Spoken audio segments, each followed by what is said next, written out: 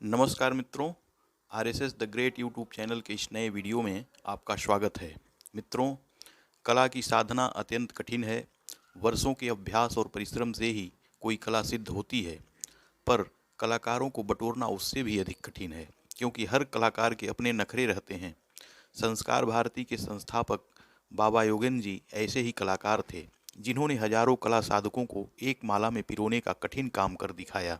संस्कार भारती विश्व के सबसे बड़े स्वयंसेवी संगठन राष्ट्रीय स्वयंसेवक संघ का आनुषंगिक संगठन है। भारत माता के अनन्य उपासक एवं महान समाजसेवी बाबा योगेंद्र नाथ जी संघ के प्रचारक थे। इस वीडियो में हम बाबा योगेंद्र जी के जीवन के बारे में चर्चा करेंगे। बाबा योगेंद्र जी का जन्म 7 जनवरी 1924 को उत्तर प्रदेश के बस्ती जिले के प्रसिद्ध वकील बाबू विजय बहादुर श्रीवास्तव के घर हुआ था। योगेंद्र जी के सिर से 2 वर्ष की अवस्था में ही मां का साया उठ गया।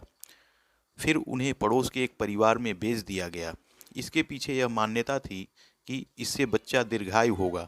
उस पड़ोसी चाची मां ने ही अपने सब बच्चों के साथ अगले 10 साल तक उन्हें पाला। वकील साहब कांग्रेस और आर्य समाज से जुड़े थे। जब मोहल्ले में संघ की शाखा लगने लगी तो उन्होंने योगेंद्र को भी वहां जाने के लिए कहा। छात्र जीवन में उनका संपर्क गोरखपुर में संघ के प्रचारक नानाजी देशमुख से हुआ। योगेंद्र जी यद्यपि सायं शाखा में जाते थे, पर नानाजी प्रतिदिन प्रातः उन्हें जगाने भी आते थे, जिससे वे पढ़ सकें। एक बार तो तेज बुखार की स्थिति में नानाजी उन्हें कंधे पर लाद कर 1.5 किलोमीटर दूर अस्पताल ले गए और उनका इलाज कराया। इसका प्रभाव योगेंद्र जी पर इतना पड़ा कि उन्होंने शिक्षा पूर्ण कर स्वयं को संघ कार्य के लिए ही समर्पित करने का निश्चय कर लिया। योगेंद्र जी ने 1942 में लखनऊ में प्रथम वर्ष संघ शिक्षा वर्ग का प्रशिक्षण लिया। 1945 में वे प्रचारक बने और गोरखपुर, प्रयाग, बरेली, बदायूं, सीतापुर आदि स्थानों पर संघ कार्य किया। पर उनके मन में एक सुप्त कलाकार सदा मचलता रहता था। देश विभाजन के समय उन्होंने एक प्रदर्शनी बनाई। जिसने भी इसे देखा वह अपनी आंखें पोंछने को मजबूर हो गया। फिर तो ऐसी प्रदर्शनियों का सिलसिला चल पड़ा।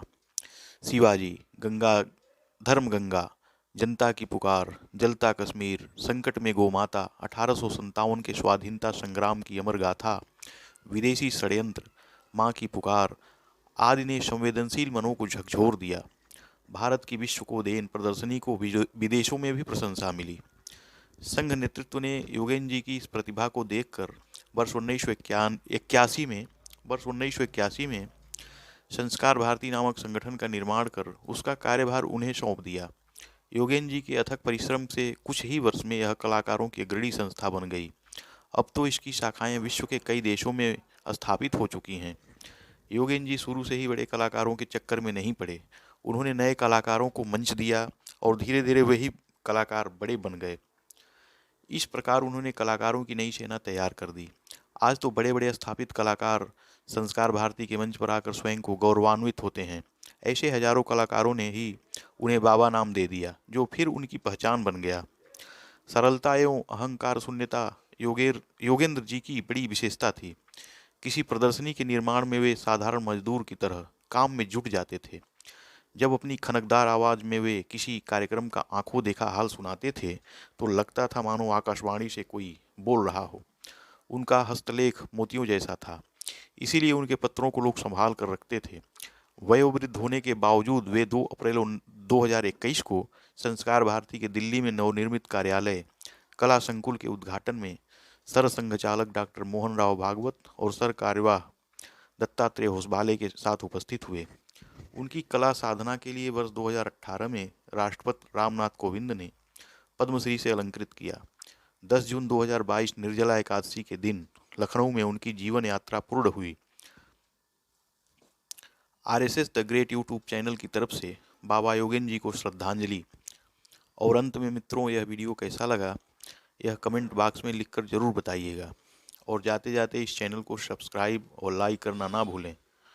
अगले वीडियो की सूचना के लिए बेल आइकन भी दबाएं। धन्यवाद। नमस्कार।